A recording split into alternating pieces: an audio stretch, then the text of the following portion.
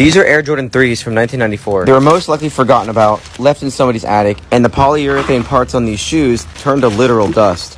You may be thinking, why did I buy these crusty shoes? This is one of the first Jordans to re-release, and this is a very iconic and classic colorway. Unfortunately, every Jordan 3 has these back tabs that crack and fall apart over time. But the good thing is, these are replaceable along with the midsoles. I start by unstitching the toe cap. This makes prep work go smooth. I then use a heat gun to warm up any old glue and midsole residue. If you get hungry watching this, I don't blame you. My fat ass thinks it looks like cake and frosting. I do the same process to the outsole, and it comes off like butter. If you're a Gen Zer, don't get your hopes up, you can't eat this. We all remember the Tide Pods. The outsoles were not yellowed, but they were just dirty, and I hate dirty shoes, so CCK Soul Sauce, you know the deal. It reverses yellowing and penetrates dirt if you leave it in the sun. I left them out in the sun for about an hour, and it's time to clean them. Here I'm using Dawn dish soap. It works extremely well in your soles. Don't be scared to use it. And I'm using wire brush because that's what works. You may be thinking, what's the point of cleaning the soles?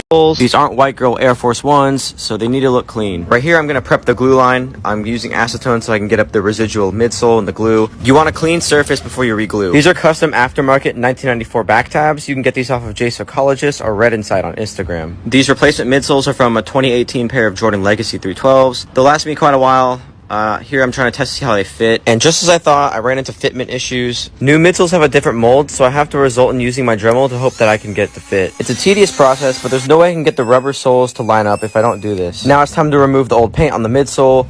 I used acetone in a cotton ball, and fortunately it came off pretty quick. Now after all that work I put into this midsole, I'm hoping that it will fit properly. I'm happy because it fits near perfect. Now it's time to install my back tabs. I have to cut the stitching because there's some parts of the tab that's stuck underneath the elephant print.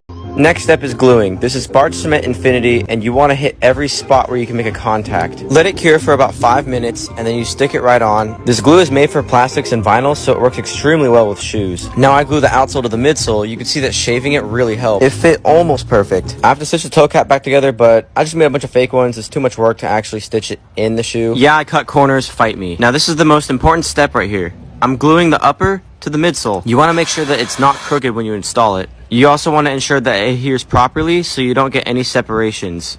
So far so good, and now the last step is to paint. I'm using Angelus leather paint. This is perfect for midsoles. I like to paint last because the wet glue can discolor the paint. Now this was a really big project for a pretty special pair of shoes, so I'm really glad that I finished it because the shoes look clean. Who would have thought that those crusty ass shoes from the beginning look like this now?